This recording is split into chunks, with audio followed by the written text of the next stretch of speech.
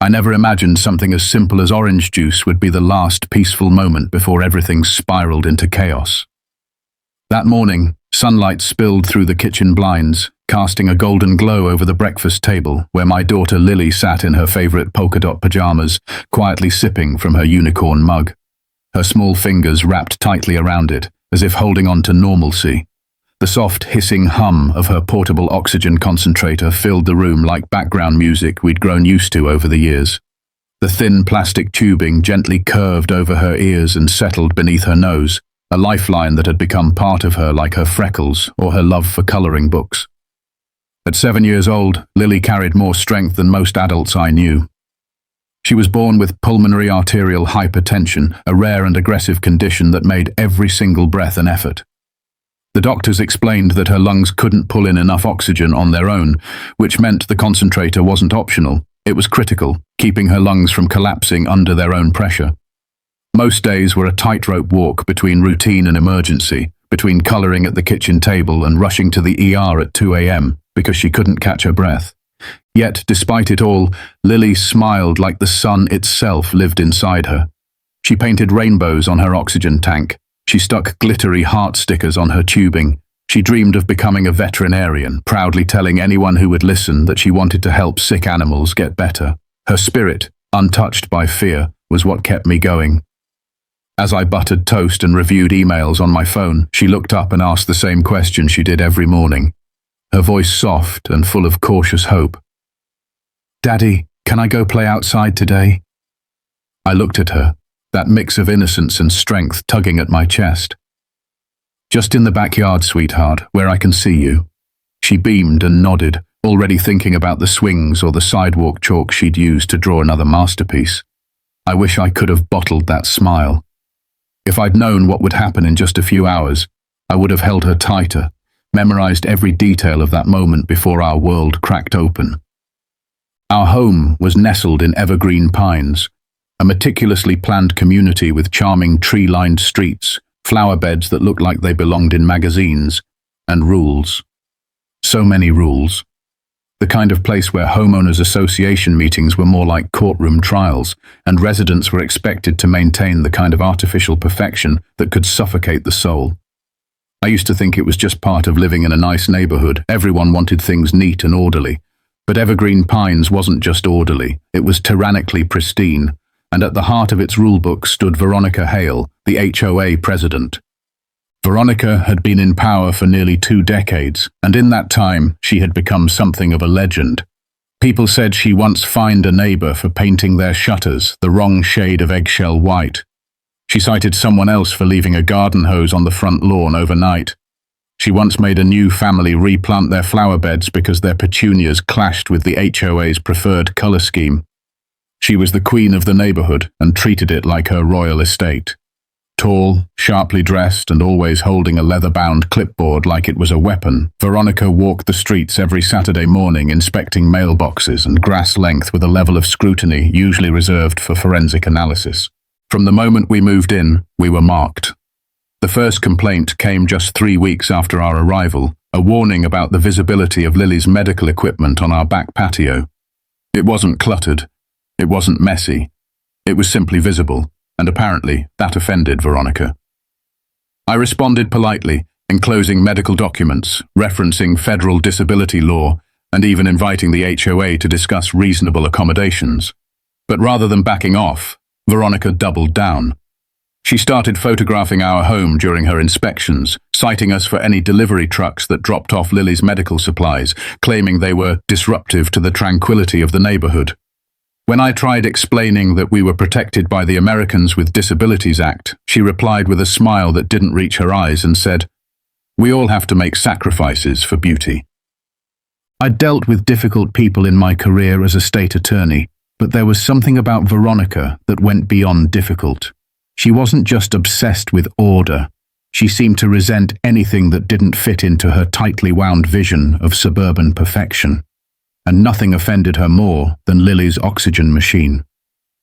We endured months of petty notices, thinly veiled threats, and snide comments that hinted at certain people bringing the tone of the neighborhood down.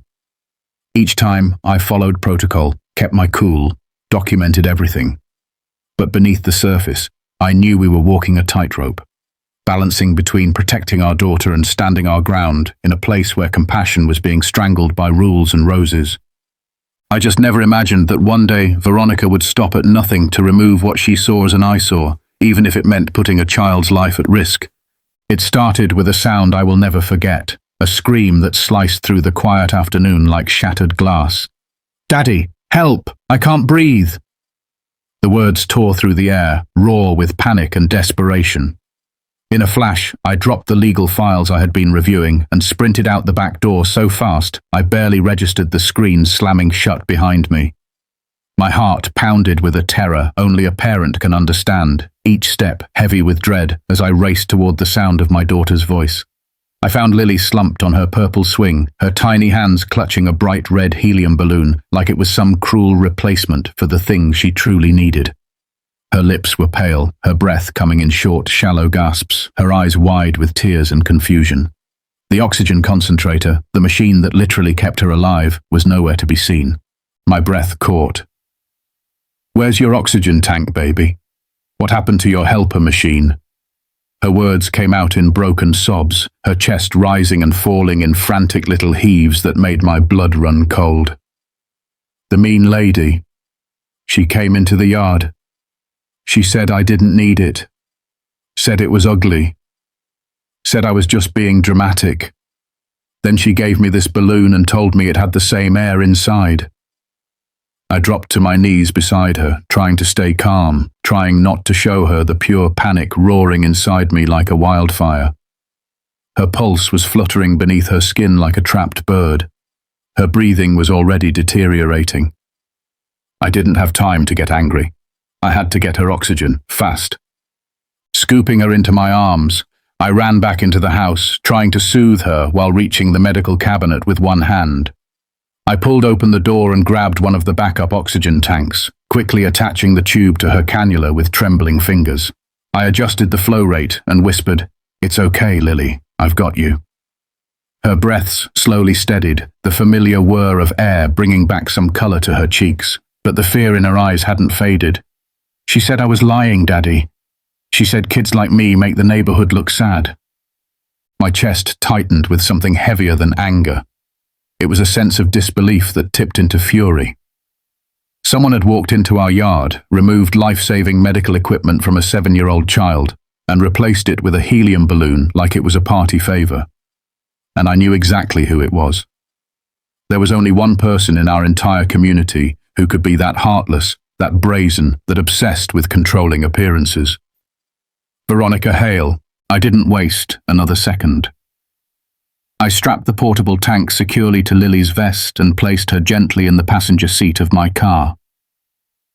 She held that red balloon in her lap like it was evidence in a crime scene, her hands trembling as she looked out the window.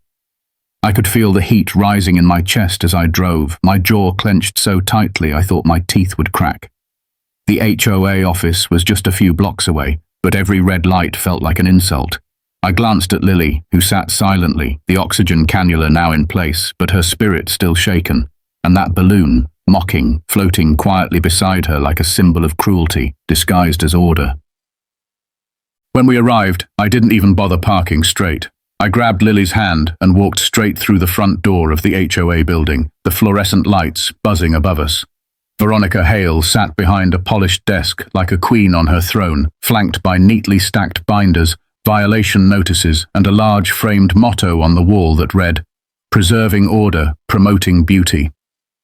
She looked up from her paperwork, clearly unbothered, and offered a smile that dripped with condescension. "Mr. Carter, what a surprise. I hope you're finally ready to discuss your daughter's medical equipment. It's been quite the eyesore for some time now." I placed Lily gently in a chair and took a step forward. My voice was low and sharp, the same tone I reserved for courtrooms when the stakes were life and death. "You took my daughter's oxygen tank." Veronica barely blinked. "I removed an unauthorized device from a property that falls under HOA regulation. Section 4.2 of our bylaws requires all visible medical apparatus to be reviewed and approved by the architectural board. That loud machine was ruining the visual harmony of the neighborhood." I stared at her, stunned. not by her words, but by the absolute certainty with which she said them. She spoke as if Lily's life didn't matter, as if preserving her carefully curated version of suburbia was more important than a child's ability to breathe. My daughter has a rare lung condition. That machine keeps her alive. Without it, she could die, and you replaced it with a helium balloon. She waved her hand dismissively, like she was shooing away a fly. Children are always so dramatic. I'm sure a little fresh air did her more good than a noisy machine. Besides, I gave her something cheerful. That balloon is much more neighborhood-friendly, don't you think? I glanced at the corner of the room where, to my horror, Lily's concentrator sat on the floor like discarded luggage next to a decorative bouquet of more helium balloons. My stomach turned.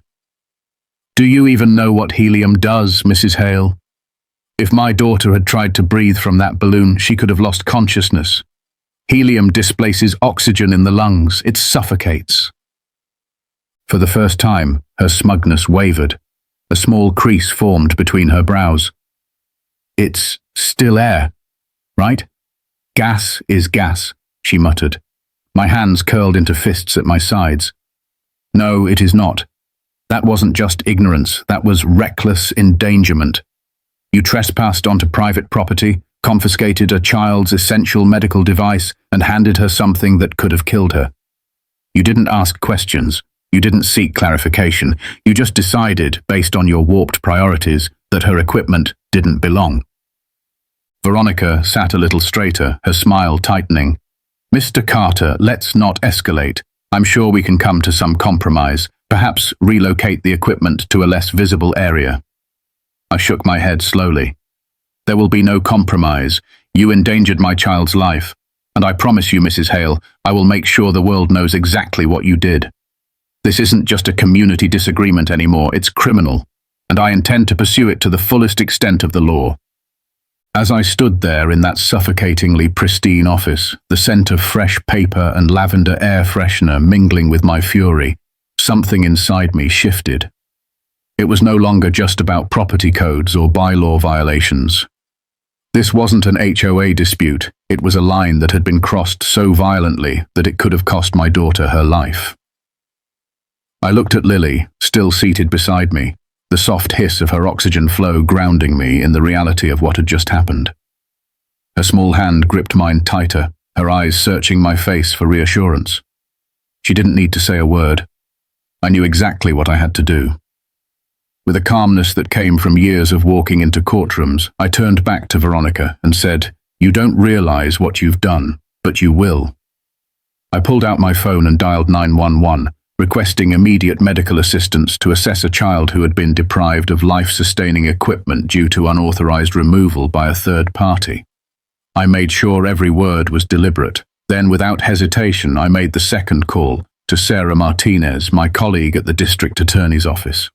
As the phone rang, Veronica's expression began to crack.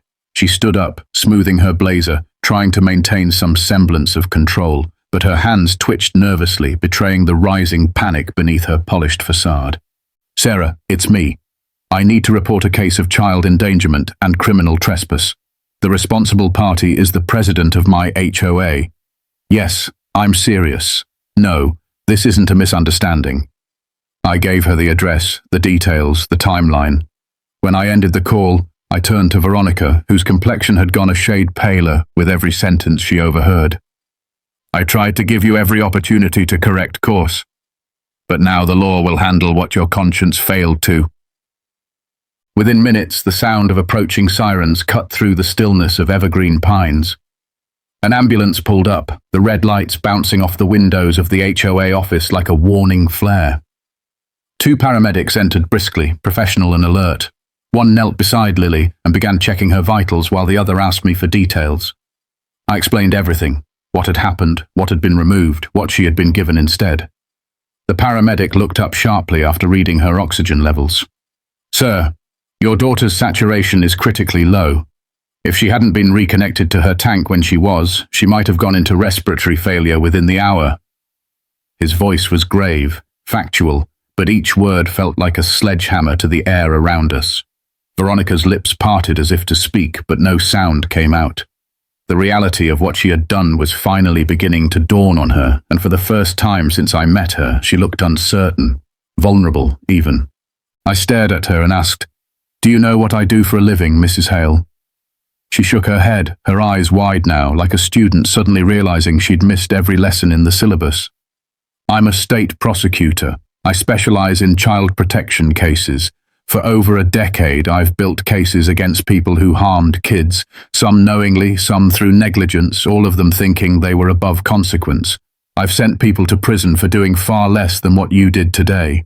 Her knees buckled slightly as she backed into her chair. The room was silent except for the sound of Lily's breathing, steady now, but fragile, and the beeping of medical instruments logging her vitals. It was the sound of justice catching up with cruelty. In the following days, news of what happened spread like wildfire through our neighborhood and beyond. What started as a whispered rumor turned into a storm of outrage. At first, people knocked on our door to offer support. Then they began sharing their own stories. One by one, neighbors who had remained silent for years stepped out from the shadows of fear and spoke up. Mrs. Chang from the next block came forward with a thick binder full of letters, photos, and fines. Veronica had tried to force her family to remove the wheelchair ramp they had installed for their teenage son, claiming it disrupted the uniformity of the sidewalk landscape. Then came the Rodriguezes, who had been fined $500 repeatedly because their daughter's medical alert dog was occasionally off-leash in their own fenced backyard. An elderly veteran named Frank Morrison tearfully recounted how he had been threatened with legal action because his oxygen tank was visible through the front window of his living room. They weren't isolated cases, they were part of a pattern, a long, cruel campaign to erase anything Veronica deemed unattractive, inconvenient, or outside her narrow view of what a perfect community looked like. But now, the very people she had silenced were rising. They stood together on our porch, arms full of evidence and hearts full of rage, demanding change. Local news picked up the story within 48 hours. The headline blared across the screen like a punch to the chest. HOA president confiscates child's oxygen tank, replaces it with helium balloon. It was unthinkable, yet undeniably true. Social media exploded with the story, reposted by disability rights advocates, child welfare organizations, and thousands of angry readers across the country. Hashtags like "Let Her Breathe" and #HOA Horror began trending overnight. For the first time, Veronica wasn't in control of the narrative. The world was watching, and there would be no hiding behind bylaws and fine print this time. I filed formal charges: child endangerment in the first degree, criminal trespass, reckless conduct, violation of the Americans with Disabilities Act. Veronica Hale hired one of the most expensive defense attorneys in the state, a man known for painting villains as misunderstood caretakers. But no amount of money or legal gymnastics could hide the truth. The evidence was overwhelming. We had medical records, HOA correspondence, eyewitness testimony, and most damning of all, an audio recording from my phone, capturing every word she said during our confrontation. Her voice, flat and dismissive, could be heard saying that children were naturally dramatic, that machines were noisy, that gas was gas.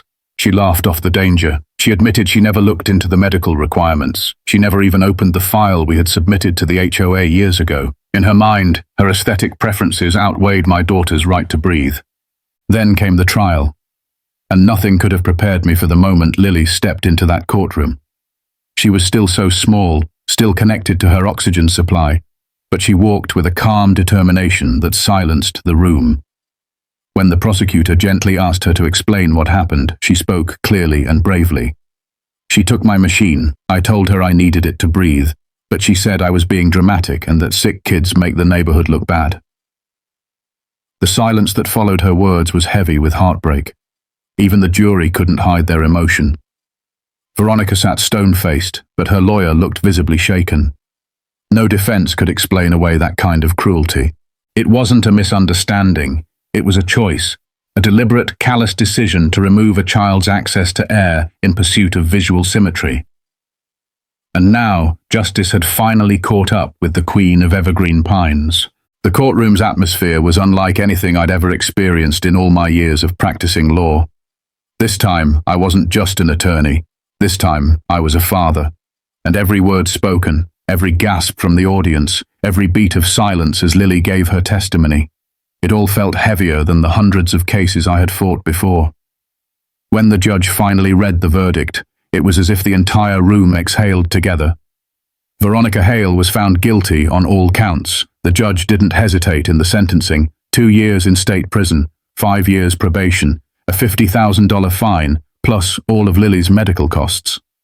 The room remained silent, the verdict echoing louder than any outburst could. Veronica sat frozen, no clipboard to hide behind, no perfectly curated garden or committee to rescue her. For once, her world of power and control had collapsed under the weight of the truth. But the impact of that trial stretched far beyond the courtroom walls. The very next day, the HOA board convened an emergency session and voted unanimously to remove Veronica from her position. A formal apology was issued to my family and to the entire neighborhood, posted on every bulletin board, email thread, and community notice. But even more importantly, the culture of Evergreen Pines began to shift. For the first time in years, residents weren't whispering their complaints behind closed doors. They were speaking out, coming together, demanding change. The fear that had once loomed over every cracked sidewalk and misplaced lawn ornament was gone. In its place bloomed something new, something hopeful. The new HOA board wasted no time in rewriting its policies. Medical accommodations were no longer up for debate. They were protected, respected, and honored. They established a neighborhood assistance fund, fueled by voluntary contributions and grants, aimed at helping families with special needs. Ramps, oxygen tanks, service animals, therapy devices, none of it was hidden anymore. It was embraced. Residents volunteered to be part of a medical support task force, helping families navigate supplies, delivery coordination, and doctor communications. A community that once prided itself on looking perfect had begun to understand what it meant to be truly compassionate. Lily, of course, became the heart of it all. She started a little club called the Super Helpers, where kids volunteered to help elderly residents with gardening, reading, light chores, or just sitting down for a chat. Her oxygen tank, once a target for scorn, was now adorned with glitter, superhero stickers, and even a tiny plush toy strapped to the side like a co-pilot. She rolled it behind her in a bright pink wagon, cheerful and unbothered, waving to neighbors who now smiled with genuine warmth. What was once seen as a symbol of frailty had become a badge of resilience and strength. And everywhere she went, Lily reminded people that being different wasn't something to hide, it was something to celebrate. I remember one day, about 6 months after the trial, she came racing through the front door after school, her cheeks flushed with excitement and her oxygen machine humming quietly behind her. "Daddy, guess what? I got picked to be the class pet helper. Mrs. Jennings said I'm really good at taking care of things that need extra attention and love." She was bouncing with joy, and in that moment I felt something lift from my chest that I hadn't even realized I'd been carrying.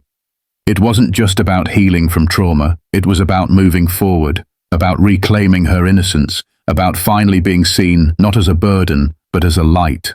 We had gone through fire and emerged stronger. The story made its way into state legal circles. Law schools began referencing it as a case study, how HOA overreach can become a matter of life and death. It became a landmark in disability rights, cited in discussions about the limits of aesthetic policy enforcement and the protections owed to vulnerable residents. But no matter how many textbooks it ends up in, no matter how many headlines or policy changes it inspired, to me it will always be the story of a little girl who just wanted to breathe and the battle it took to make sure she could. One night, as I tucked Lily into bed, adjusting her oxygen flow just the way she liked, she looked up at me with those impossibly wise eyes and asked the question I'd been dreading since the day this all began. "Daddy, why did that mean lady want to hurt me so badly?" I paused, gently brushing a curl from her forehead. How could I explain the depth of cruelty, the grip of obsession, the way some people lose sight of humanity in pursuit of control? But she deserved the truth in a way her heart could handle. "Sweetheart, sometimes people get so focused on making everything look perfect on the outside, they forget what's really important. They forget about kindness, about understanding, about protecting the people who need it the most." She was quiet for a moment, her fingers playing with the hem of her blanket. Then she nodded slowly. "Is that why you made sure she couldn't hurt other kids like me?" "Yes, baby. That's exactly why. It's my job to protect people, especially those who need a little extra help. She smiled then, that bright, unbreakable smile that could light up the darkest of rooms. I'm really glad you're my daddy. You're good at protecting people, even when it's scary. As she drifted off to sleep, her chest rising and falling in peaceful rhythm thanks to the machine that kept her lungs moving, I sat beside her and thought about how something so awful had given birth to something so beautiful. Veronica Hale had tried to silence Lily, to erase her presence from the neighborhood for the sake of appearances. But instead, she became the reason our community found its soul again. She became the reason neighbors stopped walking past each other and started reaching out. She became the reason why dozens of children in Evergreen Pines would never feel ashamed for needing help. Lily is 10 now, still dreams of becoming a vet, still walks into every room with a sense of wonder and purpose. Her oxygen concentrator sits beside her at her desk as she does her homework, not as a reminder of weakness, but as a symbol of strength. And every now and then, I'll catch her patiently helping another kid who's struggling, with a math problem, a scraped knee, a bad day. She listens, she smiles, and she helps. Because she knows what it feels like to be hurt. And more importantly, she knows what it means to be healed. Veronica Hale tried to remove what she couldn't understand.